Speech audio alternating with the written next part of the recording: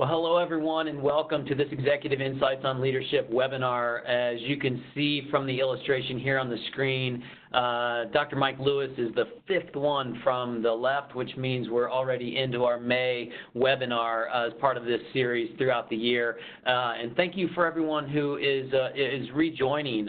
We've had a number of individuals who have been participating in every one of our monthly webinars at this point, and it's great to see so many of you back, and welcome to everyone who is new to this webinar series. My name is Tim Raschulte. I'm the CEO of the Professional Development Academy, and it's our privilege to make this webinar today, as well as the overall webinar series, available to you, where it's really our intent to, make leaders better.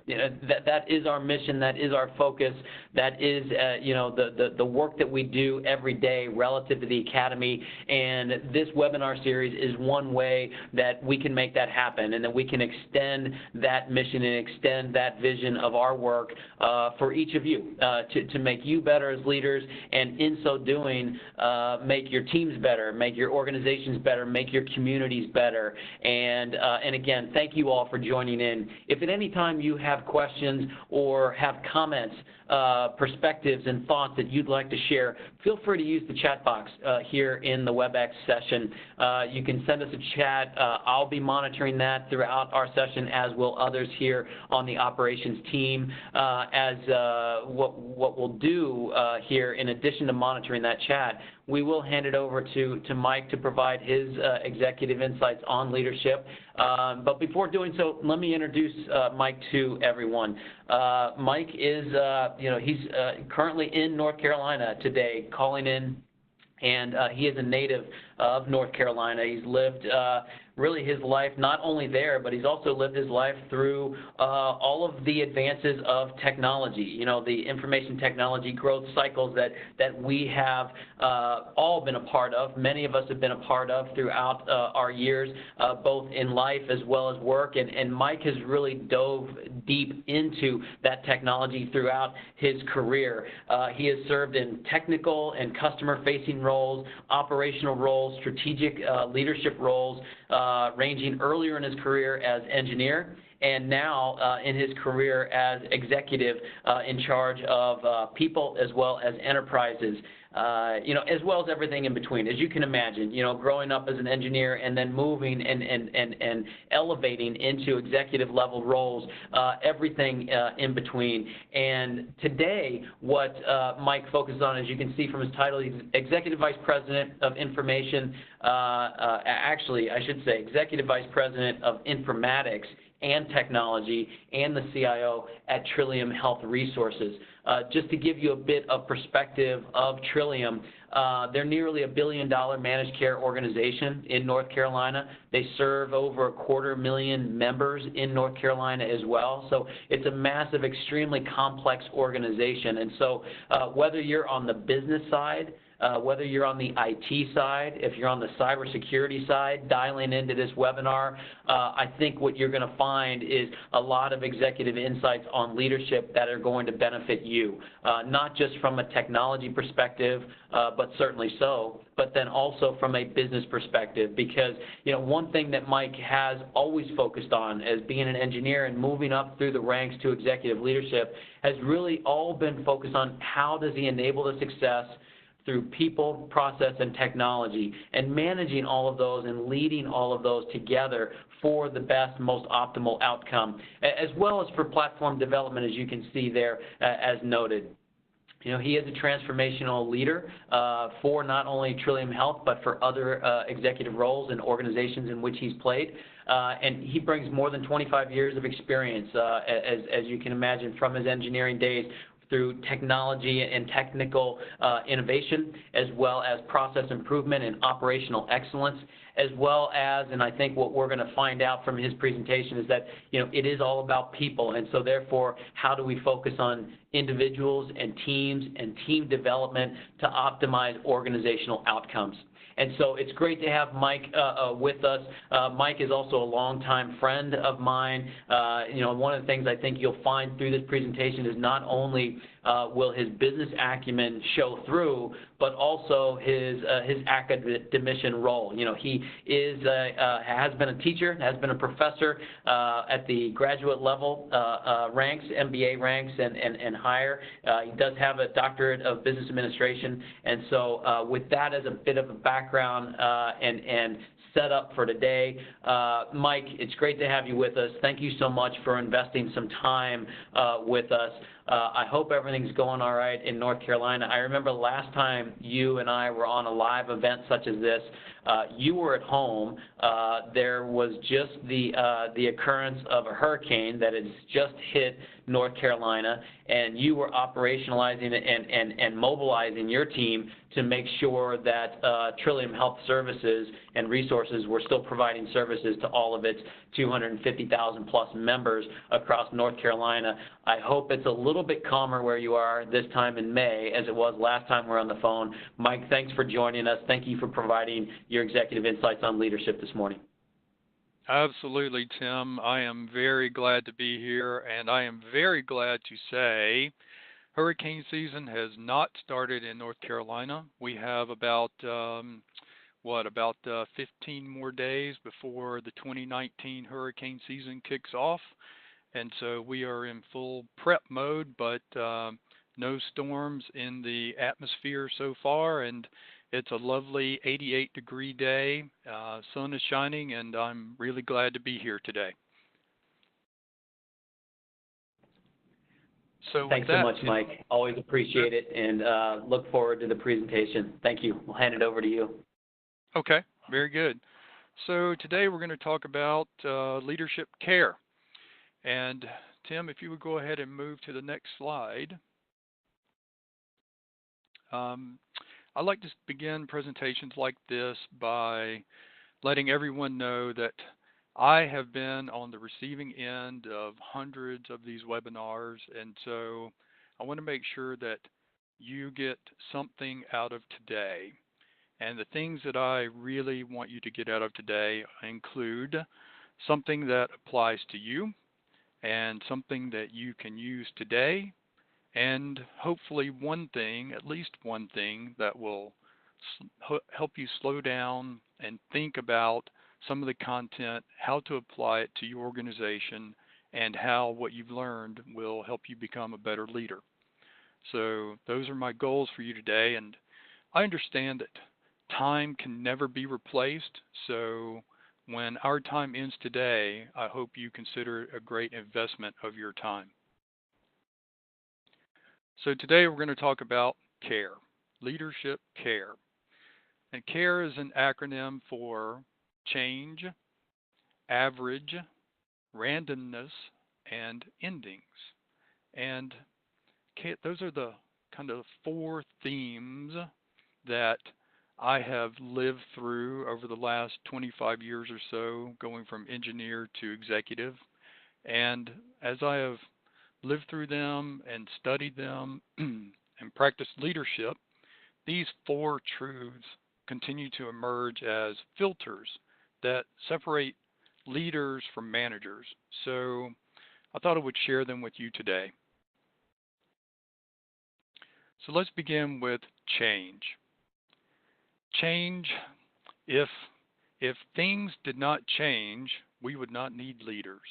We would only need highly efficient managers.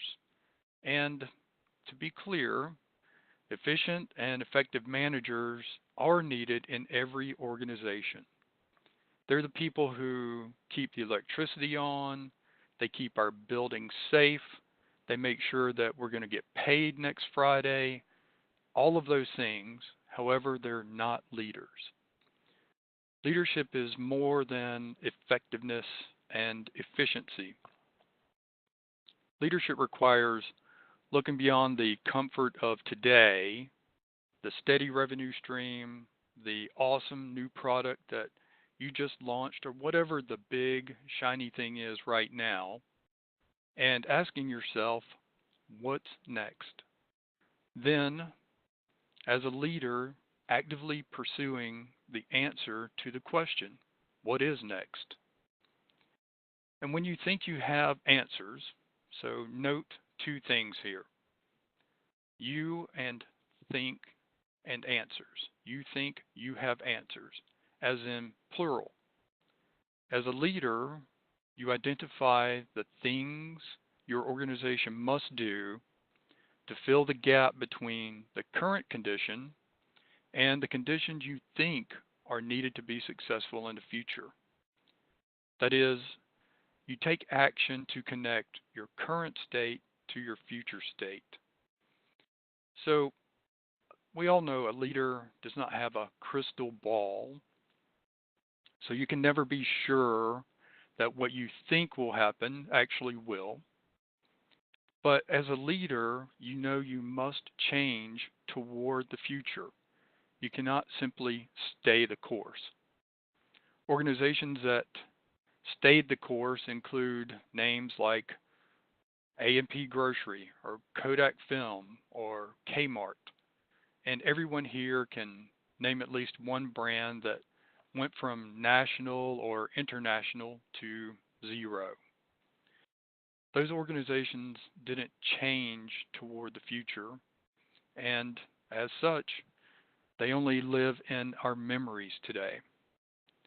And at this point, I'd like to kind of mention that I have used the word organization a couple of times. So let's get to a definition of organization. An organization is a collection of people working toward a common goal.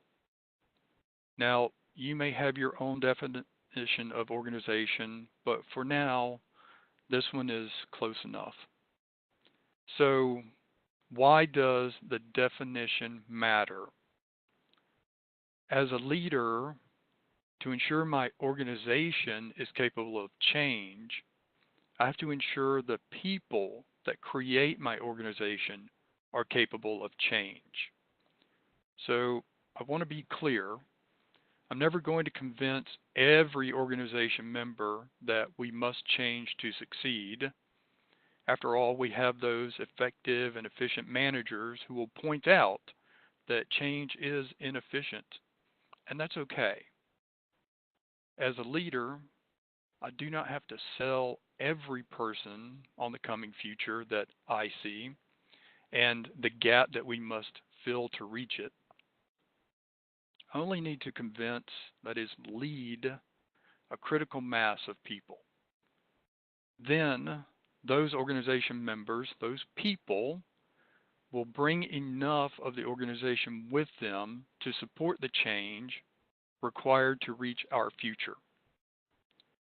So, were I listening to this, I might ask questions like, what is the critical mass percentage?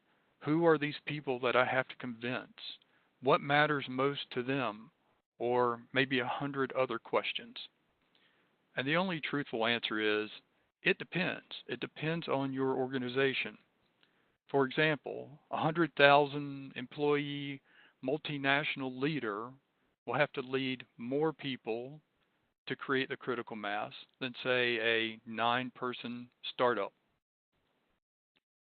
The point is that you don't have to lead every person individually to a better future, only enough to create a positive pulling motion so that followers come along with those in the critical mass. Next slide, Tim. So the next part of CARE is average. All actions, events, outcomes, everything in the universe moves towards the average. Now, thinking in averages can be a bit of a challenge for organization leaders. In competition, we tend to focus on the biggest, the brightest, the best possible outcome for our organization. And while we do compare our organizations to others, we might do so selectively, as in we compare our organization to the industry leader or maybe to the last place competitor, depending on the point we're trying to make. However, the last place and first place comparisons only represent the ends of a continuum. They do not represent the full spectrum of every competing organization. But effective leaders consider the high and the low and all of the competition in between as a way to understand their organization's real position amongst competitors. Once understood, leaders act to move their organization above the average as a way of creating enough differentiation to support ongoing success. One of my favorite comparisons is big box retail, namely Walmart and Target. The big W has a market cap of about 290 billion, while the big red T has a market cap of about 40 billion. So what's that? It's about 7 times smaller. However, when compared to other big box retailers like Best Buy or Lowe's, both at about a $19 billion market cap, the big red T is clearly above average, especially when you consider regional brands and others that are competing in the space. And I think most of us would like to lead an organization that is as above average as Target. So the question for all of our leaders today on this webinar is not limited to how can Target at 1/7 the size of the market leader continue to stay above average. Rather, I think the question is for all of us, how can we learn from Target's above average position and apply their success lessons as we lead? Another comparison I like to use to demonstrate the impact of operating above average is Southwest Airlines. Not the Southwest Airlines that we know today, but the Southwest that has many, many business cases and business studies written about it, about how this one airplane startup borrowed a successful operating model and then improved it to scale so that Southwest could become the airline that we know today. Where Southwest operating above the average really hits home for me is connected to a time in Southwest history where they had to return an airplane because they could not afford it. That's right, the repo guy showed up and took away an airplane. However, rather than drop flights, Southwest figured out how to decrease their gate turnaround time to just 10 minutes, which far surpassed the industry average of about, I believe it was 30 minutes, 23, 32 minutes, somewhere in there. Beating that one operational average allowed Southwest to keep all of their routes, and it created an operational norm that has saved the organization hundreds of millions of dollars in airplane purchases. So I shared with you earlier in the presentation that when I attend a webinar, I want to learn something that makes me slow down and think. And I hope the thoughts connected to raising your organization's average is one thing that will cause you to slow down and think about this idea when our time ends today. The next component of care is randomness. And as much as we'd like to think that we understand and can predict based on past events, stuff happens. And we all know stuff happens. So, given 3 minutes to consider random acts, each person here today could think of many ways a random act might negatively or positively impact their organization. The question is Not can this happen to you, but rather when any one of the random acts you can think of does happen to your organization, how will you lead the organization to benefit from the randomness? Now, this might feel like or sound like preparing for change, and clearly the context here is that randomness causes new operating conditions, much like change. The difference is, for the thinking that we're doing today, is that change can be planned while randomness occurs with no or very little warning. How you react to randomness might be planned, or at least considered or thought about, but the randomness itself, the timing, the scale, the depth, the breadth, the overall context cannot. As a leader, you can know randomness will happen, much like Tim just reminded me of hurricane season. Thanks for that, Tim. Someone is going to win the lottery next year, but when and which lottery and the winner's identity will not be known until the event occurs.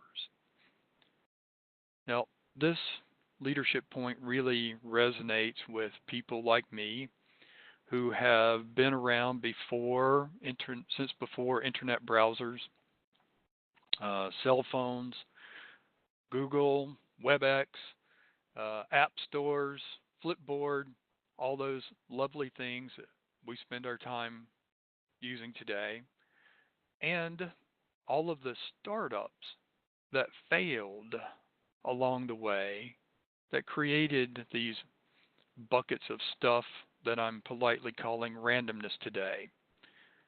All of which those effective and efficient managers simply could not navigate to success, and so their organizations went away. Randomness will happen.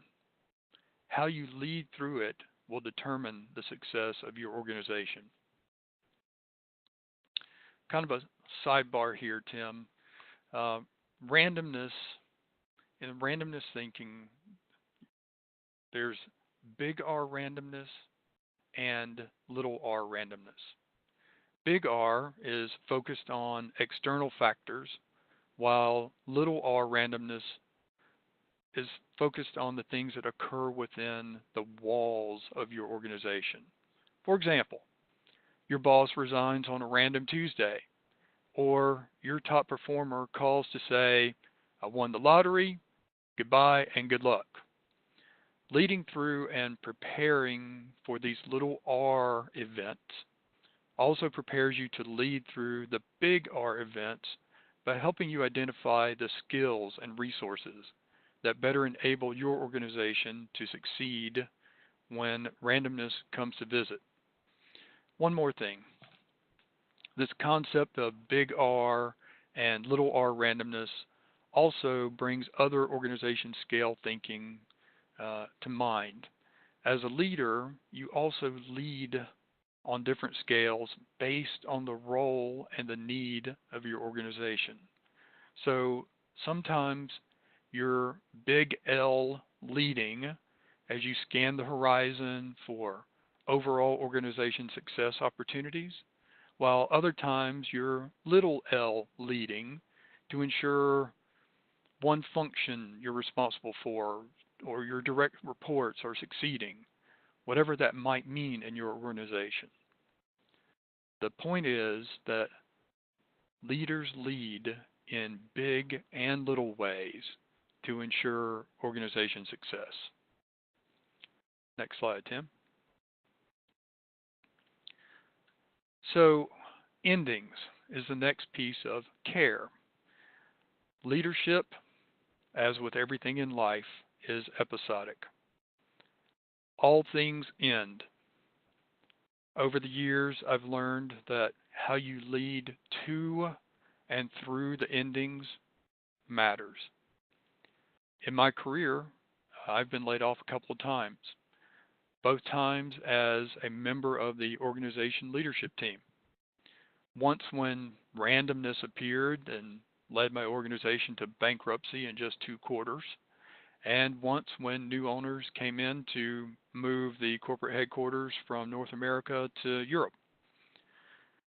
I have also elected to leave organizations to enhance my leadership skills through new opportunities, and because looking onto the horizon, I thought I could see that the people leading my organization at the top really had no clue what was coming, so I chose to depart.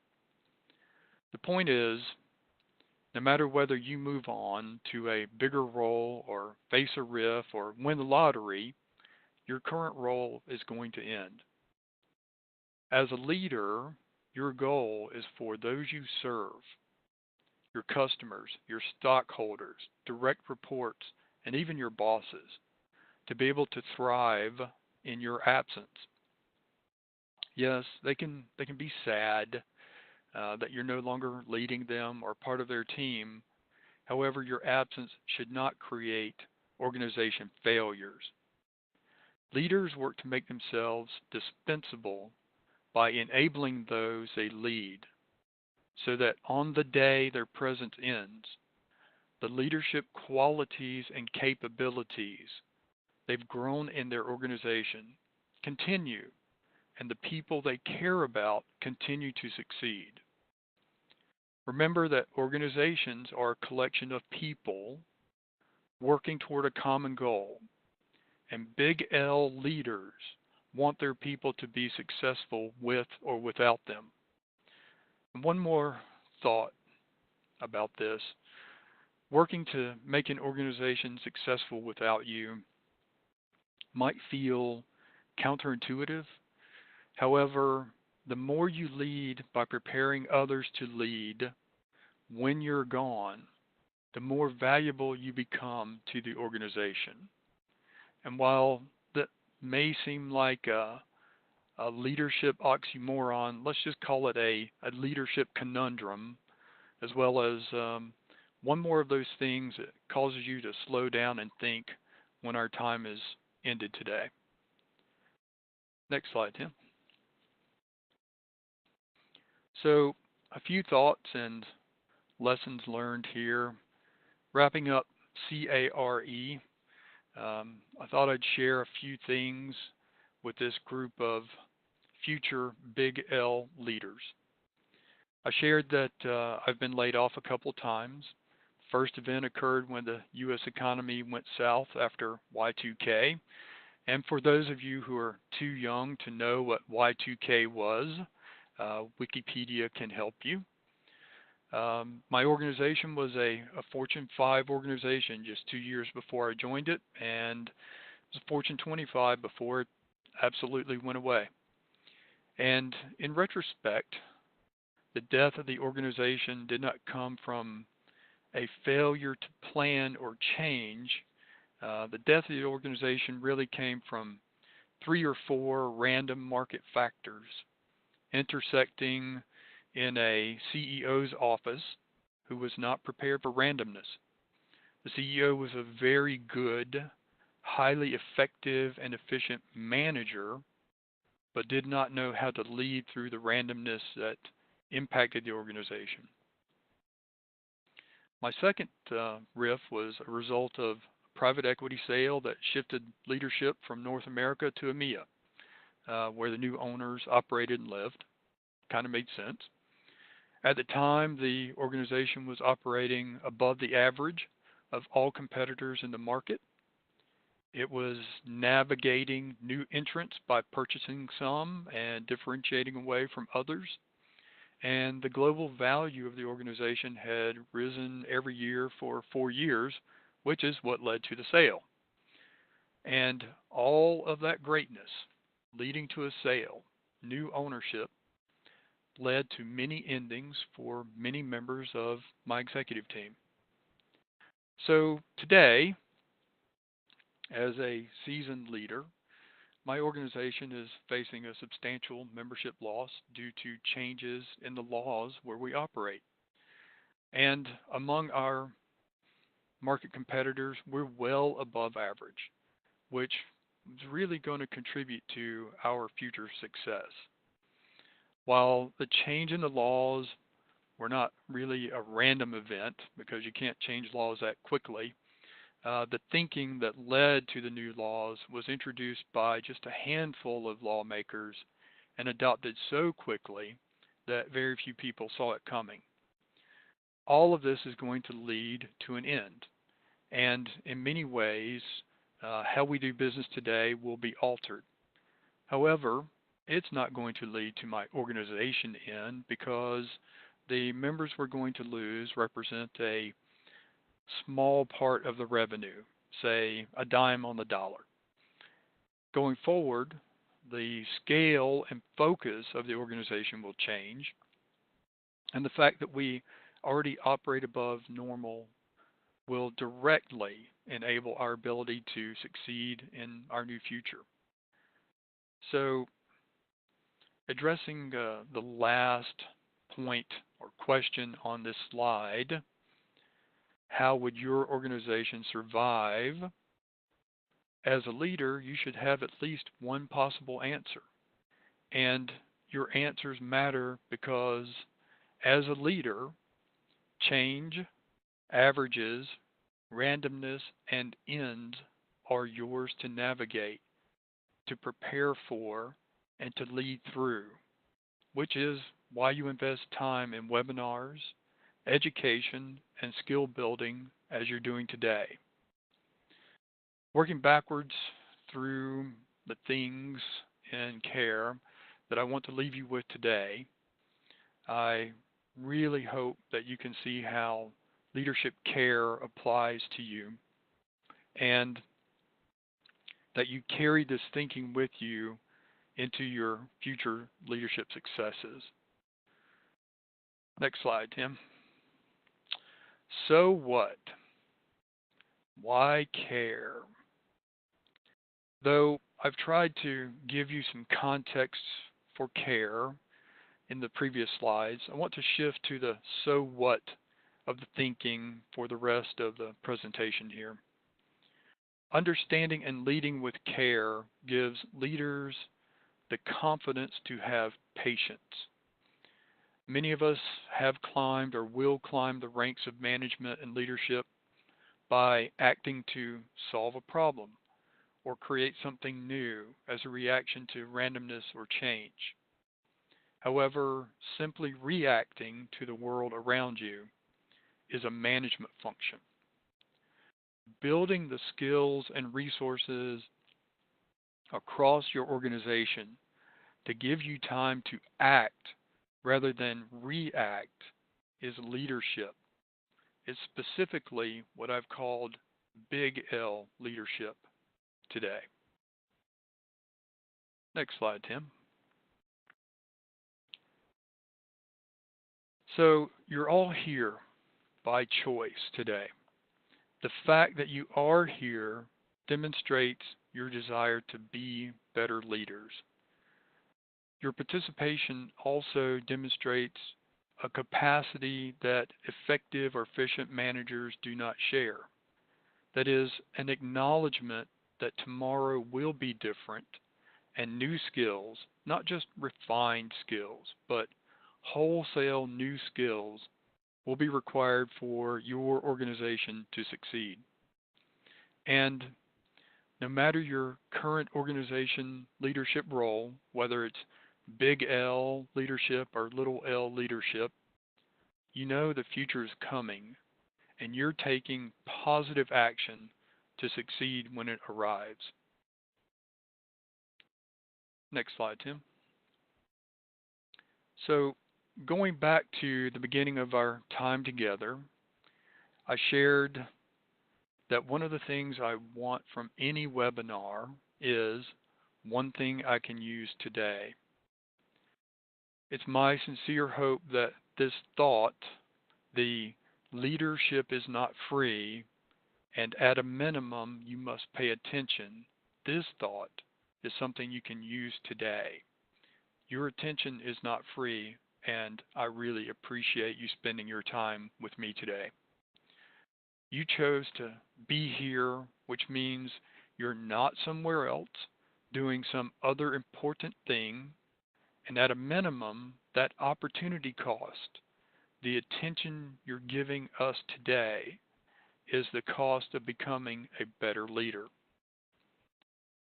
In addition, the attention you're paying to becoming a better leader, to finding the details that matter, is an investment in your future and the future of the organizations you choose to join.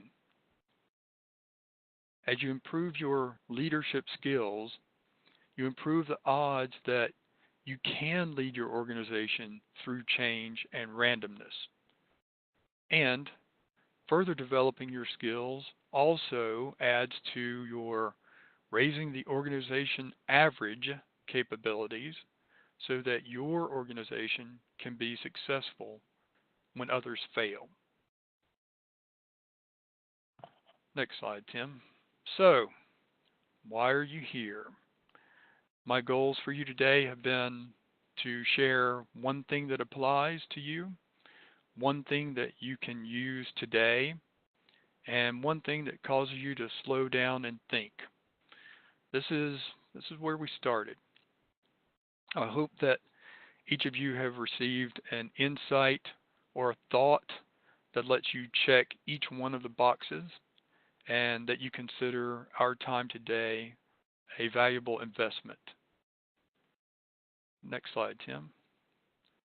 So I want to thank you for sharing your time with me. And one more thing. Tim, slide. Thank you. My parting thoughts. So while CARE is a nice memory aid for change, average, randomness, and endings, the word has another meaning within the context of leading and leadership. I have shared some personal insights with you today because I care about contributing to the development of the next generation of great leaders like you. I've also shared these personal stories because I've learned that the things that we consider most personal are also most universal. And while that may sound like another leadership conundrum or oxymoron, it's a truth that helps separate leaders from managers. And so my final thought for this presentation is simply the willingness to be your authentic self and lead from your heart while still using your head separates big L leaders from everyone else. And I sincerely hope that everyone here today is willing to care personally and connect universally, and to be brave enough to be a big L leader. Thank you for your time today. Well, thank you, Mike. Really appreciate it. We do have a few questions, and I'm going to tie one of the questions immediately to just that last statement. And that was, having the courage to operate in that big L capacity, and knowing that in many cases it starts by operating at the little L capacity, immediately internally with those that are around us every day. The question is one relative to your example with Target and needing to raise the level or have the desire to raise that level of averageness. The question specifically is, what do you do, or what would you recommend doing when you as a leader want to achieve more than average, but you sense that others around you have accepted average as being okay? And so I think the essence of the question, Mike, is when you are a leader and you are looking to bring about that change and raise the level of averageness and recognize the randomness of things as you've talked about, sometimes you do find yourself perhaps around individuals where average has become the recognized acceptance, and it's okay. But we also know that in those situations and among those people, there are leaders that desire to do more than just the average. And so, Mike, any recommendations in this relative to this question? What do you do, or what can you recommend when you want to achieve more than the average, but you find yourself among a team that has accepted the average as being okay? Sure. That's a really good question, Tim. And as you were reading through and giving some context, a thought came to mind that may surprise many people when I share this. And the thought is, you've got to put on your salesperson's hat. And by that I mean sometimes just addressing an issue, trying to make your point with pure facts, will never get you to the outcome that you desire. It will not create the change. It will not raise the average. However, whether we like it or not, all humans can be sold on an idea, on a concept, on something that they may initially object to. And so, not knowing a lot about the organization, I would say look for the opportunities to continue to sell your thinking that will lead the organization to be above average. Yeah, that's fantastic. I'll add a question of my own here, Mike, because you've mentioned, as you've worked through your, I'll say life and career, because they are kind of interconnected. As you worked through that, you mentioned, being laid off a couple times. You've mentioned moving on a couple times because of what you've seen in the organization and what you aspire to do. Let me ask this question to get your thoughts and insights. When you moved on from the organizations that you have referenced, what were some of the triggers? You indicated that you really wanted to elevate your leadership role and influence and impact. But as individuals find themselves perhaps in those organizations where average has become acceptable, and at some point you do put your sales hat on, you do make the attempts, you fight the good fight, so to speak. But at some point you probably do get to a crossroads where even though you might be aligned to the mission, the vision of the organization, you do aspire to do something different. Even if the organization is doing fantastic, they don't even have to succumb to the averageness of things, if you will. But can you maybe explain a little bit more, or expound upon, what were some of the triggers that indicated to you that it was time to move on in your career, to take on advanced levels of leadership and to help a different organization? Were there things that came to mind, or certain points that you reached that it's like, okay, now seems to be a good time to move on? Were there things that you can share that might help us in understanding our career and that career relative to our life? Yeah, I think so, Tim. So as you were asking the question, the number one thing that came to mind, and we can continue talking about this, but the number one thing that came to mind for me was today became the same as yesterday, which was the same as the day before and the day before that. And as a leader, you're looking out into the future, whether you're big L leading or little L leading. And if I'm looking out into the future and seeing that, oh, that's different, why aren't we different? Wow, there's another different thing. Why aren't we doing that?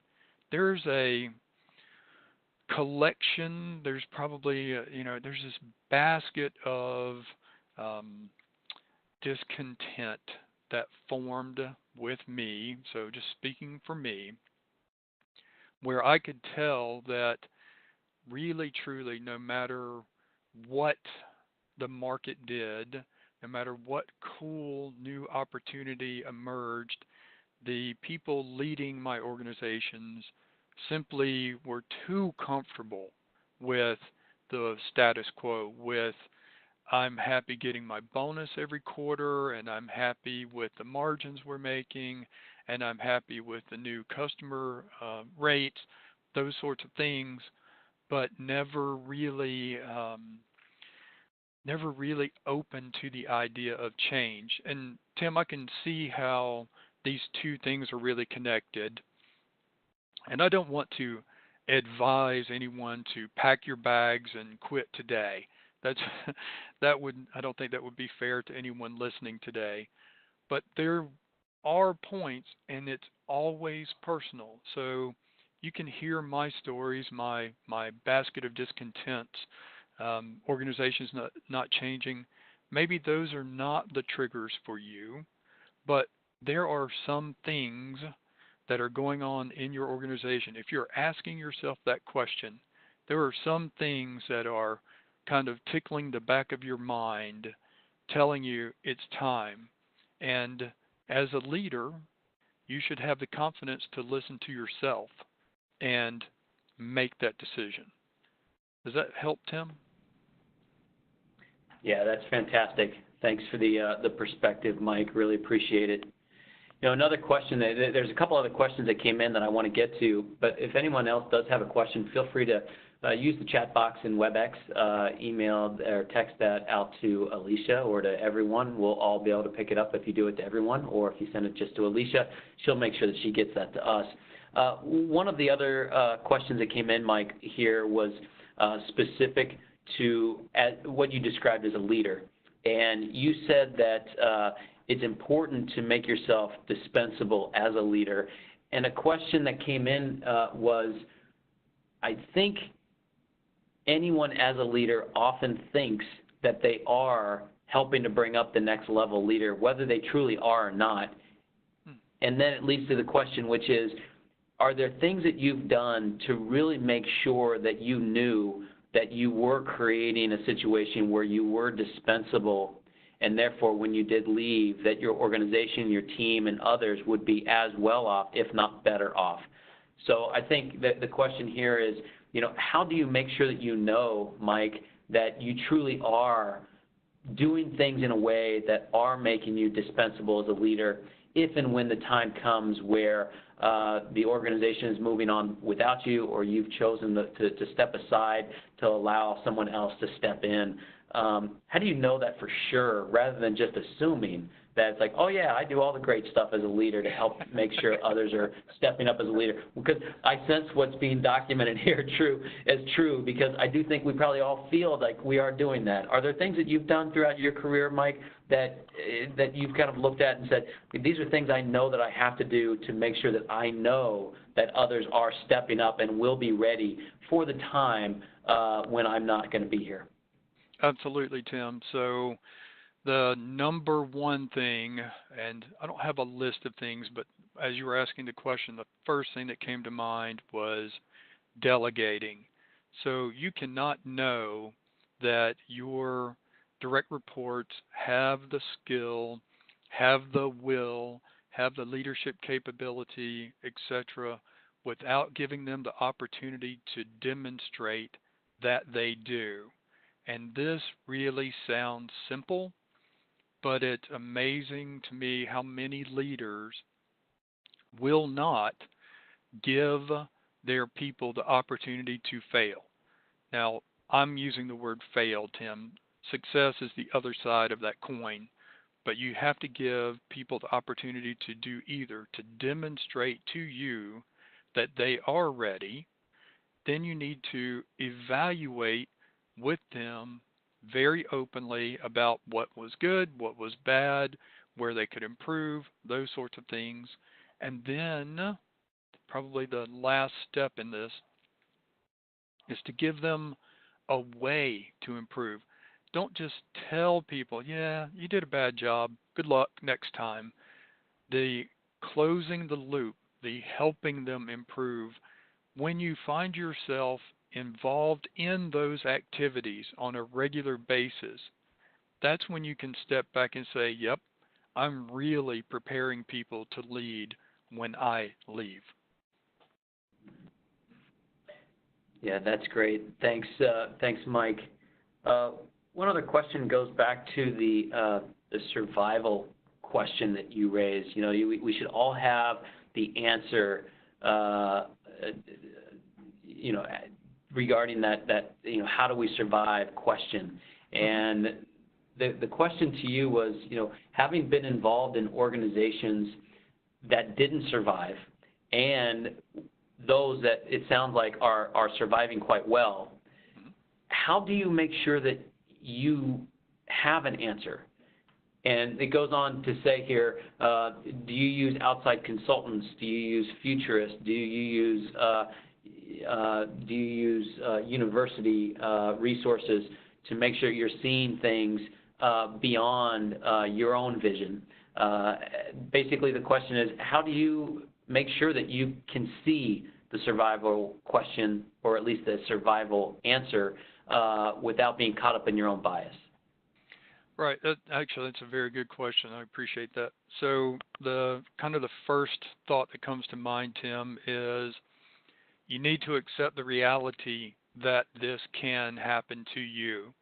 And having been in at a few executive tables, I can share that it is not true. Many executive tables never have the conversation about what if. While we have all learned that through various teachings, whatever schools, whatever books you've read, it has always amazed me when executives just refuse to have that conversation. So that's where I would start.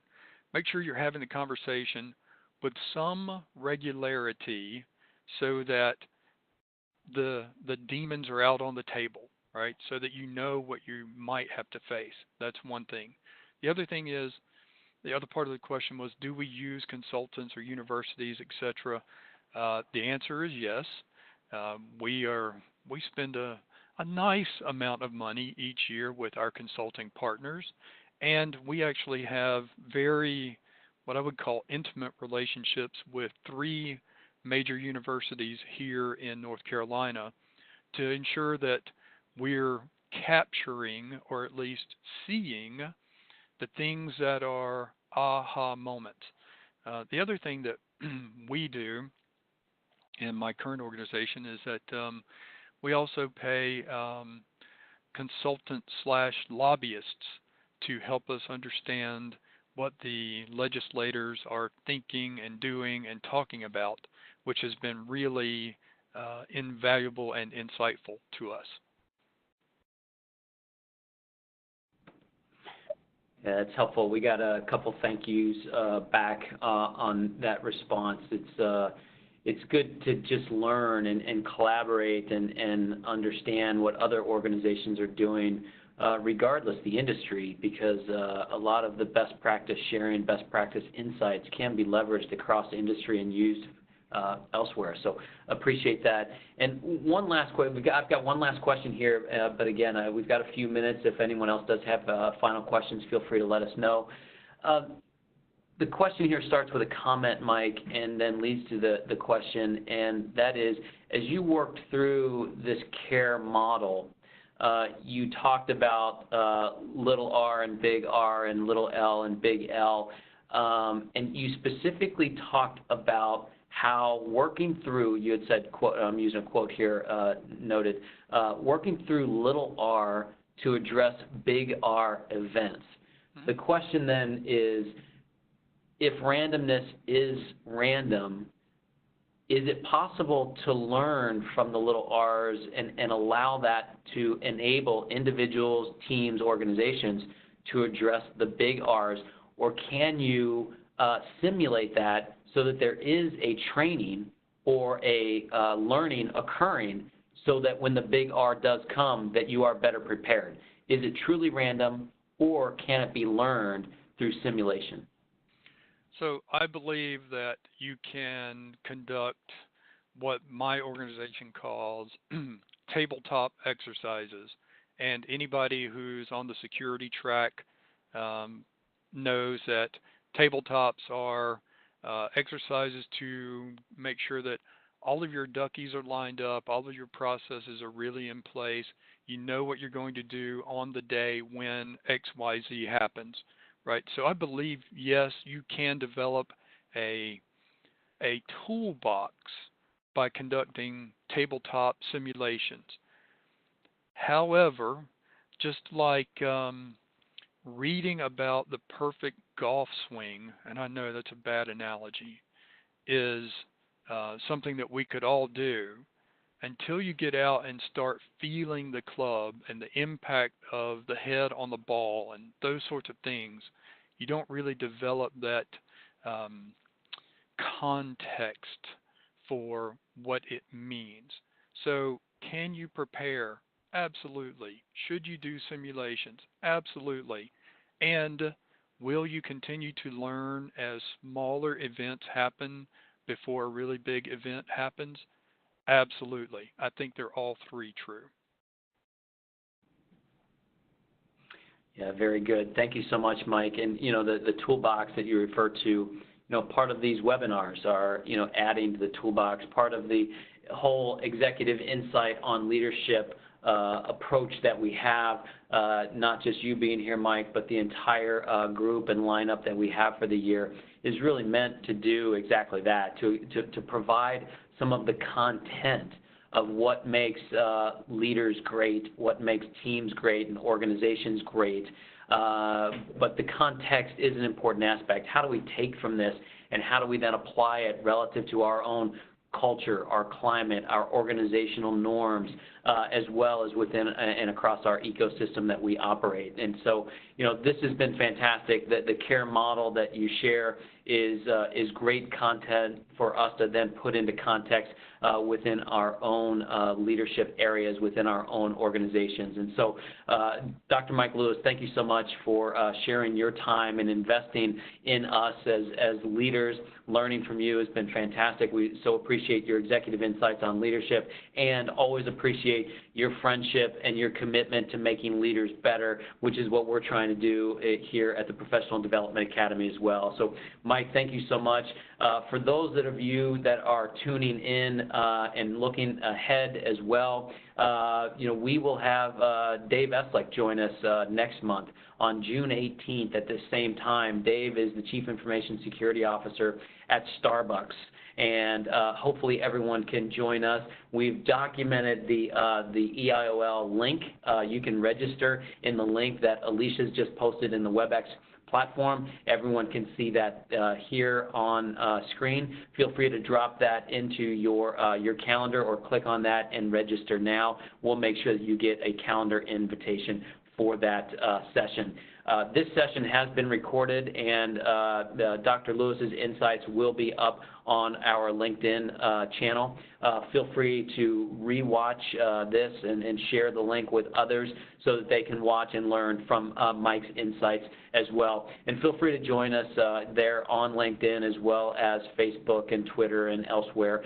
Feel free to see this on YouTube as well as other videos that we have from other executive insights on leadership as well.